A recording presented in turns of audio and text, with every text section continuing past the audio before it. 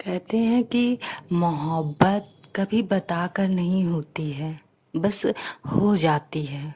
कभी यूं ही बस की विंडो साइड में बैठे एक सीधे साधे लड़के से नज़र मिलने पर हो जाती है, तो कभी राह चलते किसी अनजान शख्स से टकराने से हो जाती है। ये मोहब्बत है जनाब, कभी भी किसी से भी हो सकती है।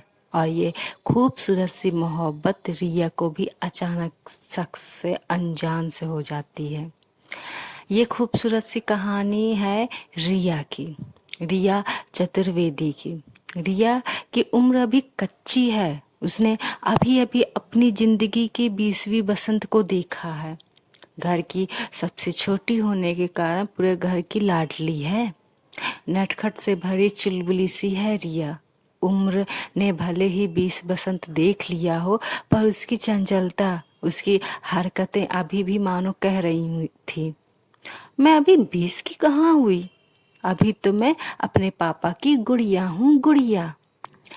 रिया को हॉकी को खेलने को बड़ा शौक था और इसी शौक के कारण उसे हर रोज ट्रेन से लगभग 30 मिनट का सफ़र तय करना पड़ता था ताकि वह हॉकी के मैदान में जा सके।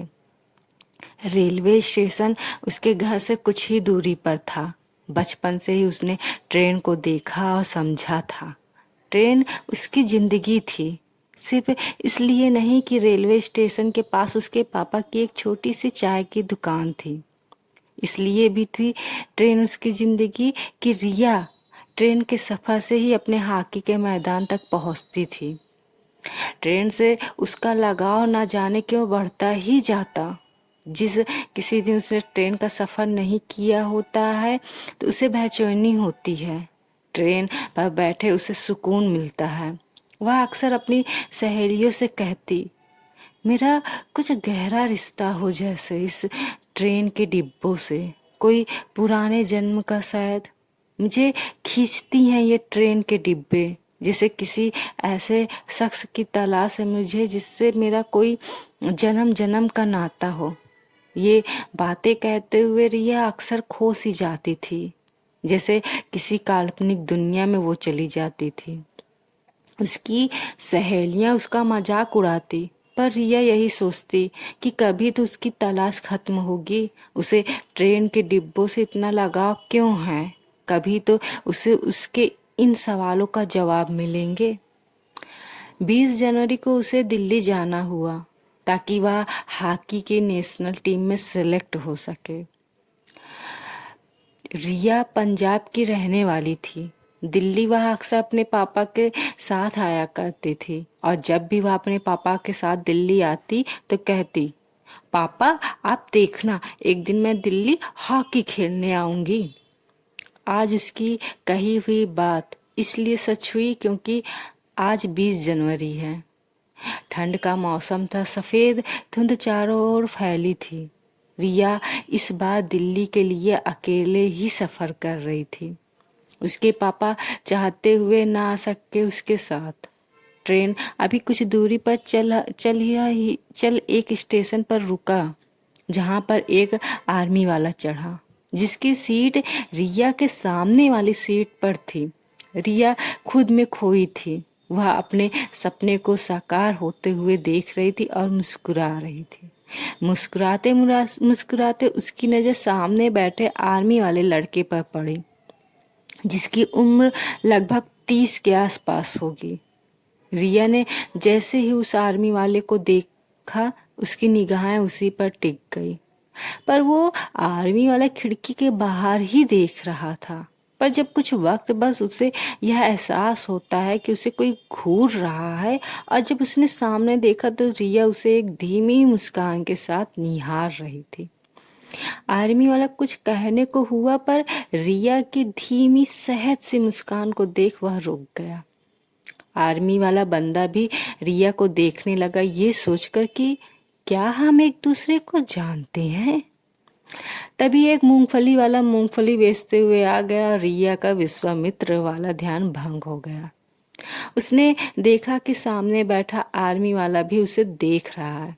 रिया ने एटीट्यूड से तुरंत बोला, आपको हमसे प्यार हो गया है क्या? जो आप हमें देखे जा रहे हैं। उस आर्मी वाले को हंसी आ जाती है। वह कहता है, मोहतरमा, आप भी तो हमें कब से निहारे जा रही हैं, हम क्या समझे फिर। रिया कहती है, जो भी हो आप हमें इस तरह न देखिए, खामखा आप हमेशा दिल लगा बैठेंगे। रिया के चुलबुले अंदाज से आर्मी वाले के दिल में कुछ हलचल सी होने लगती थी। और वहीं रिया के मन में ऐसी आवाज आ रही थी कि मानो उसका दिल चीख चीख कह रहा हो, रिया, ये वही इंसान है जिसकी तुझे तलाश थी। इसी इंसान से मिलाने के लिए तुझे ये ट्रेन की डिब्बे अपनी ओर खींचती थी। वक्त ज़्यादा नहीं लगा दोनों की जान पहचान होने में। उस आर्मी वाले ने अपने बारे में बस इतना ही बताया कि वह दिल्ली जा रहा है, जहाँ पर उसे किसी मीटिंग के लिए बुलाया गया है, और अगर मीटिंग सक्सेस हुआ तो उसे कहीं जाना होगा किसी मिशन में। रिया उसके बारे में और भी बहुत कुछ जानना चाहती थी, पर आर्मी वाले ने यह कहकर कुछ बताने से मना कर दिया कि वह इस वक्त ड्यूटी पर है। रिया भी जोर नहीं दिया। रिया ने बातों बातों पर उससे यह बताया कि उसे हमेशा से एक आर्मी वाला ही बॉयफ्रेंड चाहिए था। इस पर वो आर्मी वाला बस मुस्कुरा कर रह जाता है। रिया चाहती थी कि ये जो सफ़र चल रहा है वो कभी ख़त्म ना हो। वह उस आर्मी वाले से बिछड़ना नहीं चाहती थी। पर हर सफ़र की एक मंजिल होती है। दोनों का स्टेशन आ जाता है। रिया की आंखों में आर्मी वाले से बिछड़ते वक्त आंसू आ जाते हैं। कहीं ना कहीं उस आर्मी वाले के दिल में भी रिया के लिए गिटार बजने लगे थे। रिया ने उससे फ़ोन नंबर मांगा, पर उसने देने से मना कर दिया, क्योंकि वह खास मीटिंग में जा रहा था और किसी अनजान व्यक्ति को नंबर नहीं दे सकता है। उसे पता है कि उसका दिल कहता है कि रिया गलत नहीं होगी, पर वह नहीं देता, क्योंकि उसके लिए देश पहले था। रिया इस बात से बहुत उदास होती है। उसे आर्मी वाले ने रिया से उसका नंबर यह कहते हुए मांगा कि अगर वह मिशन में नहीं गया तो वह 7 दिन बाद उसे कॉल करेगा, और अगर वह मिशन में गया तो वह उसे एक सहयात्री समझकर भूल जाए, क्योंकि उसे नहीं पता कि वह मिशन से वापस कब आएगा भी नहीं पता। रिया वहीं पर खड़ी रहती है, सब कुछ चुप होकर वह सब सुनती है, और वह आर्मी वाला उसे यह कहकर गुड बाय बोलकर चला जाता है कि वह हॉकी की बेस्ट प्लेयर बनेगी, और जाते जाते रिया के माथे को चूम लेता है। उसके जाने के बाद रिया को होश आता है कि उसने भी अपना नाम उस आर्मी वाले को नहीं बताया। वह उसकी टैक्सी की ओर दौड़ती है, पर वह आर्मी वाला नहीं मिलता। उस दिन रिया हॉकी में बहुत अच्छा परफॉर्म तो नहीं करती, पर उसका सिलेक्शन तो हो जाता है। रिया वापस अपने शहर आती है, और किसी तरह उसने 7 दिन यह सोचकर बिताए कि 7 दिन बाद उसे उस आर्मी वाले का कॉल आएगा। पर पूरे 1 महीने बीत गए थे, उस आर्मी वाले का कोई कॉल नहीं आया था। फिर भी वह रोज इंतजार करती उसके कॉल का। लगभग 2 महीने बाद उसे 23 जनवरी का एक न्यूज़पेपर मिलता है, जिसमें यह न्यूज़ छपी थी कि दिल्ली में एक आर्मी ऑफिसर की रोड एक्सीडेंट में जान चली गई। नाम पता के साथ साथ फोटो भी छपी थी, पर फोटो के ऊपर कुछ गिर गया था, क्योंकि वो पुराना न्यूज़पेपर था, जिससे रिया फोटो नहीं देख सकी। उसने बहुत मेहनत किया, उस न्यूज़पेपर के लिए बहुत खोजा, पर नहीं मिला।